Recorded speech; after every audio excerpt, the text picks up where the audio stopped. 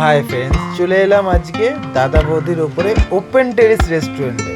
এই রেস্টুরেন্টে আগে আসা হয়নি, আমার আশেপাশেগুলো আসা হয়েছে। দারুণ ভিউ, কি সুন্দর লাগছিল। তারপরে চলে এলো আমাদের বিরিয়ানির মাংসের পিসটা এত দারুণ লাগছিল। আমি ভাবছিলাম যে এখানকার বিরিয়ানি কেমন হবে জানি না, তাও ভালোই লাগছিল দেখতে। এবার দেখি খেয়ে কেমন লাগে। এবার স্যালাড চলে এলো, স্যালাডটাও খুব সুন্দর লাগছিল। তারপরে বিরিয়ানিটা ভেঙে খাওয়া শুরু করলাম। ও অসাম অসাম, কি লাগছিল, মনে হচ্ছিল আলাদা টাইপের বিরিয়ানি।